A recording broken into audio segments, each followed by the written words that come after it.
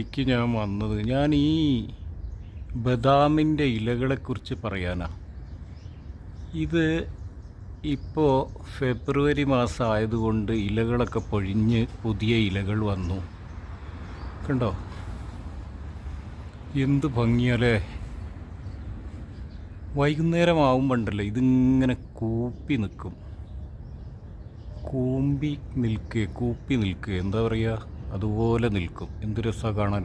ആമ്പൽപ്പൂക്കൾ ഇങ്ങനെ വൈകുന്നേരം ആകുമ്പോൾ ഇങ്ങനെ അടഞ്ഞു പോവും. പിന്നെ പ്രഭാതം സൂര്യൻ്റെ ആ ലൈറ്റ് വരുമ്പോൾ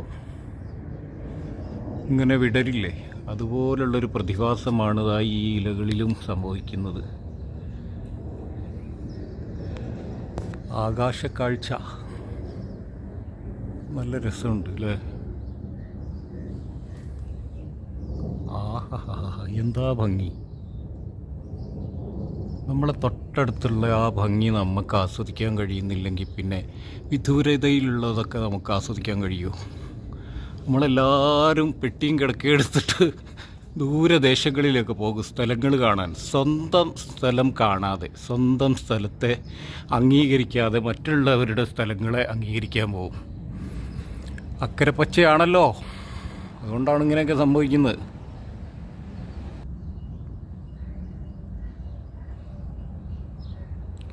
അപ്പോൾ സൂര്യൻ ദേ അവിടെ ഉദിച്ചു, അങ്ങനെ ഉയർന്നു വരുന്നുണ്ട്.